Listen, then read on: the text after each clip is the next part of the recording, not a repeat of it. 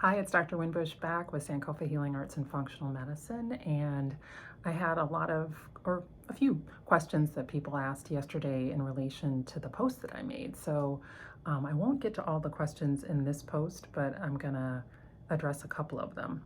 One question was, how does having had a hysterectomy for a variety of reasons impact kind of what we were talking about yesterday as it relates to the need to support adrenal health, especially during the menopausal transition? And the short answer is it's everything's the same, with the exception that depending on what type of hysterectomy you had, whether you had a total hysterectomy where they also took your ovaries, you may have gotten pushed into menopause very abruptly. Depending on the age at which that type of surgery is done, generally if it's done before 50, you'll actually be put on hormone replacement therapy to try to make that less of an abrupt transition. But all of the things that I talked about in terms of just needing to support adrenal health, because the production of those hormones, specifically those androgens like the DHEA and the androstenedione, which can then be turned into estrogen, is going to be happening in the adrenals. So hopefully that's clear. I'm going to maybe spend a little bit more time addressing a question that people had around menopausal transition and skin changes and what can be done about that, or just understanding that. And you might see me look off to the side because I just made a couple notes about things I wanted to make sure I cover. So with menopause, there is eventually a decrease in estrogen levels, and estrogen is important or impacts skin health because it supports skin elasticity, it supports the production of a lot of factors that support moisture in the skin. And so as estrogen levels are falling, that can show up in a variety of ways in terms of symptoms. When the skin is dry, there's much more kind of itching and irritation that can happen. As the collagen levels fall, I should also say that the elasticity, or the decrease in elasticity, can often be due to decreases in collagen levels. People will start to notice the appearance of more lines, and their pores may become more, what's the word, more visible, and also a delay in healing. Things that kind of used to heal up quickly or wouldn't cause much of a change are now much more visible. And the other type of change that you can start to see happening with the skin that's hormonally based is around androgenic. Androgen is just kind of the class of hormones that include things like testosterone. Androgenic skin changes, because testosterone levels generally don't go up, or shouldn't go up, in menopause, but they also, for many people, don't fall as abruptly. And so you've got relatively more androgens around, and that can lead to things like increased symptoms of acne, increased hair growth in certain areas. So those are some of the changes. It's important to know that hormones are not the only thing that impact skin health and even skin aging, and that's going to come into play with some other things I'm going to say here. So there's the effects of photoaging, right? A lifetime of exposure to the sun, especially if that's been a lot of exposure, and even using suntan lotion or things like that when we're younger. There is just chronological aging changes that are not related necessarily to hormones, that we just have years on this planet, years in this body, and while we do turn over the superficial layers of our skin very quickly, there are changes that happen over time to that deeper connective tissue and its ability to regenerate itself that just is going to shift and slow down as we get older.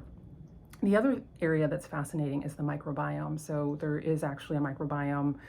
There's microbiomes everywhere in our body, but there's a microbiome on the skin.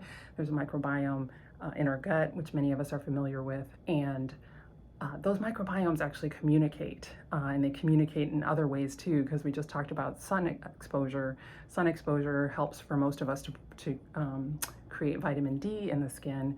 Vitamin D is associated with increased diversity of our gut microbiome, and having a more diverse, balanced gut microbiome actually helps support a decrease and a modulation of inflammation, which can contribute to better skin healing and integrity. So all of these things are related is kind of one of the messages of a lot of these posts.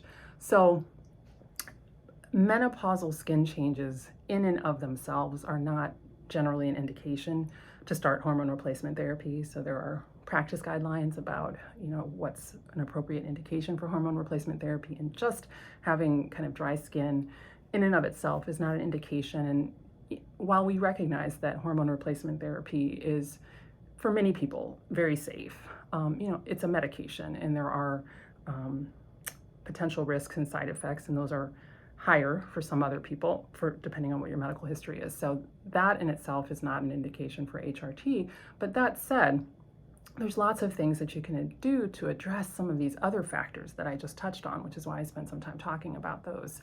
And again, menopause is often this time, this reckoning, when it feels like, how come all the things I used to do that seem to work aren't working anymore? But it's not that they really necessarily were working all that well for us before. It's just that we had a little bit more play in the system. And so it's a time to kind of start to look at, what is your skin regimen, and how well are you addressing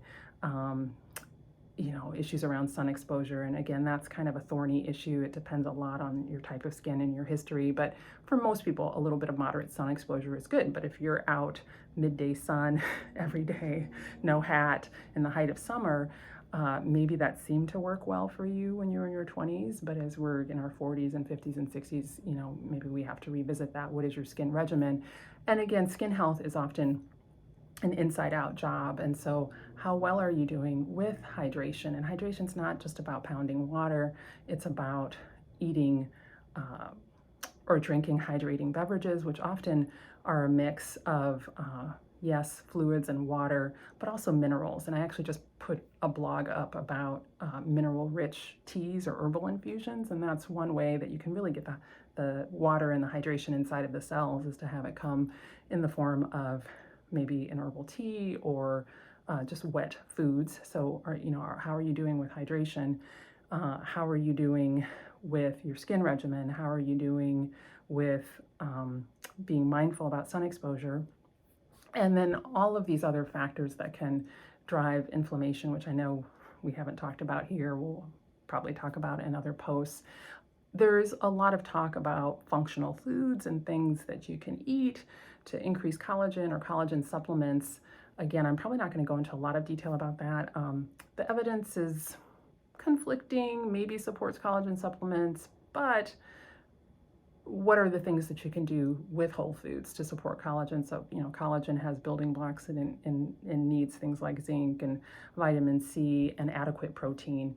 And as we get older, for a lot of reasons, we tend not always to be eating adequate protein. So again, a whole foods, balanced diet, adequate protein, whether it be plant-based or animal-based, are some key factors to supporting skin health. And then I would be remiss if I didn't talk about just ageism in our society, and the way in which aging bodies and aging skin are perceived, and how we can take that on, and how that can kind of add this whole other layer to thinking about these changes that we're seeing in our body. And how do we, that's not an individual lift, that's something that we all have to kind of think about together in terms of how we view ourselves, how we view other people, how we talk about and share information around this. So hopefully that wasn't too rambling. It's a little longer than I intended, but that's a couple of the questions that came up from yesterday's post, and I will address others in the coming days.